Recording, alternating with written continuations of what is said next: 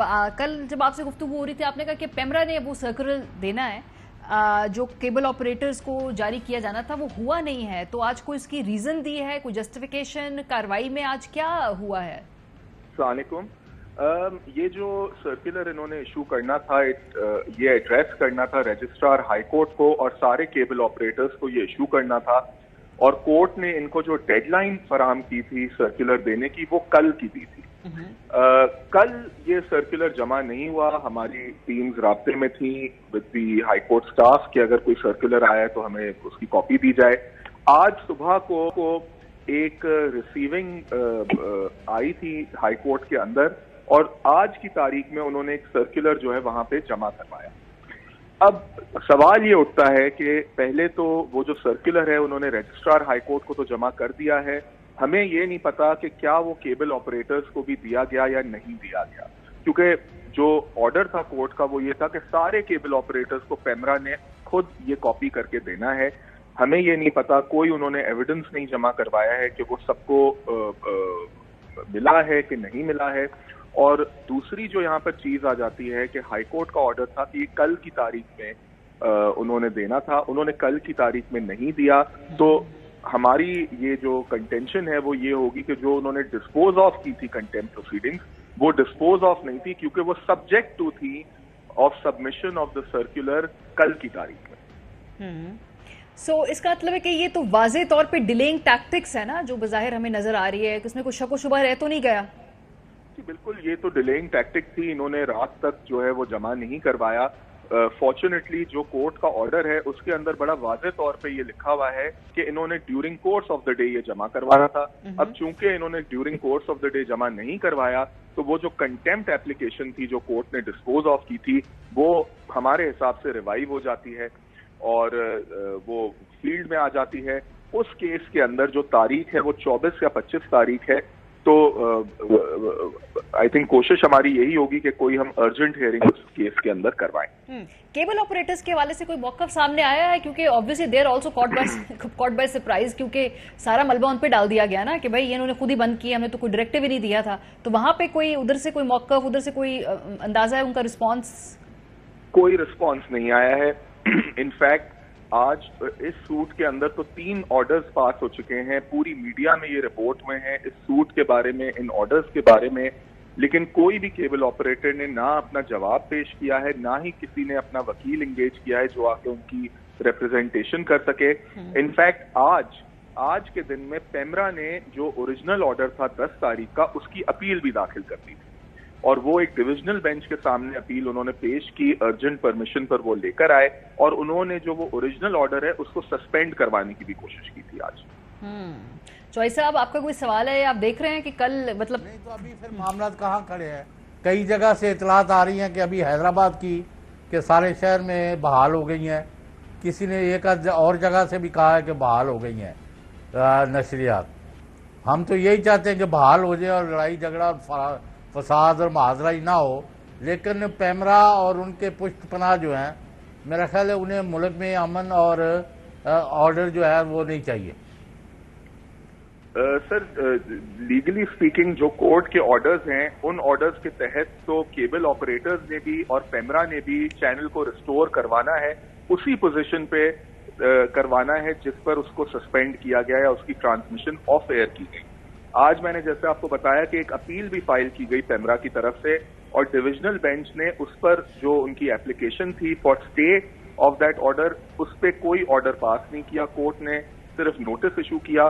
Court ने ये remarks दिए कि ये कोई ऐसा मैटर नहीं है या ये कोई ऐसा ऑर्डर नहीं है सिंगल जज का जिसमें इंटरफेयर किया जाए, क्योंकि आपकी स्टेटमेंट के ऊपर रेस्टोरेशन का ऑर्डर किया गया है, उस ऑर्डर में कोई गलत बात नहीं है। और जहां तक शो कॉज नोटिस की बात है, शो कॉज नोटिस की वैलिडिटी तो डिसाइड होगी after hearing of the case. तो हम कैसे अलाउ कर दें कि पेमरा उस पर फाइनल ऑर्डर पास करे? इस अपील के अंदर कोर्ट ने 19 तारीख की डेट दी है, जुम्मे की डेट दी है, और उम्मीद ये है कि इस पे भी पूरी समाअत होगी 19 तारीख को। तो अभी आपके पास क्या लाया अमल है? How do you proceed to get full restoration of ARY? Sir कल जो है जो एनओसी मंसूख हुई थी ARY की मिनिस्ट्री ऑफ इंटीरियर की तरफ से, जिस केस में कोर्ट ने उसको कैंसिलेशन को सस्पेंड किया था, वो कल 11 बजे फिक्स है हाई कोर्ट में, और उस पर अभी तक कोई जवाब पेश नहीं किया गया, ना ही मिनिस्ट्री की तरफ से ना ही पेमरा की तरफ से। शायद वो कल वो जवाब पेश करें तो उस पर फर्दर प्रोसीडिंग्स होंगी। बाकी जो हमारी कंटेम्प्ट एप्लीकेशन है, नेचुरली अगर चैनल रिस्टोर्ड नहीं हो रहा तो उस कंटेम्प्ट पे हमें जो है इंसिस्ट करना पड़ेगा और अर्जेंसी एप्लीकेशन मूव करके उसको फिर रिवाइव करना पड़ेगा सर। लेकिन आप अगर एक वेल प्रिपेयर्ड सारे फैक्ट्स को लेके कि अदालत ने, जैसे कल आपने यहाँ साहब मेमन साहब का फरमाया, बड़ा अच्छी तरीके से लोगों को समझ आ गई कि आपने क्या फरमाया। इसी तरह मैं कहता हूँ कि आप सारे जो है ना केबल ऑपरेटर्स, उनके खिलाफ क्रिमिनल प्रोसीडिंग जो है ना, violation of the court order, हमें जो लाखों अरबों रुपए का नुकसान हो रहा है डेली बेसिस पर, और हमारे व्यूअर्स जो है दरबदर हो रहे हैं, इनके खिलाफ यानी लाहौर में, कराची में, जिधर भी इनके खिलाफ पर्चे कराए जाए और उनको आओ जरा भुगतो। तुम लोग कर क्या रहे हो? तमाशा लगाया हुआ आइन और कानून की धज्जियां उड़ा के, अदालत की भी परवाह नहीं कर रहे। तो आप इस प्रोसेस को एटलीस्ट पंजाब में तो हम समझते हैं कि ये करना चाहिए if it has legal value. जी बिल्कुल, ये अंडर कंसिडरेशन है।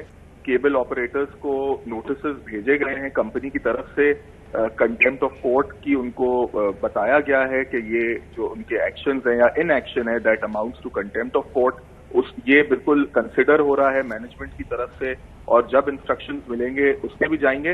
लेकिन सर इसमें जो हमारा मौकफ है कोर्ट के सामने, जो प्राइमरी रिस्पॉन्सिबिलिटी है रिस्टोर करवाने की, वो पेमरा की है, क्योंकि सेक्शन 28 पेमरा ऑर्डिनेंस का बड़ा वाज़ेह तौर पे कहता है कि कोई भी केबल ऑपरेटर या डिस्ट्रीब्यूटर पेमरा के अथॉरिटी के बगैर, पेमरा की परमिशन के बगैर किसी भी चैनल को ऑफ एयर नहीं कर सकता।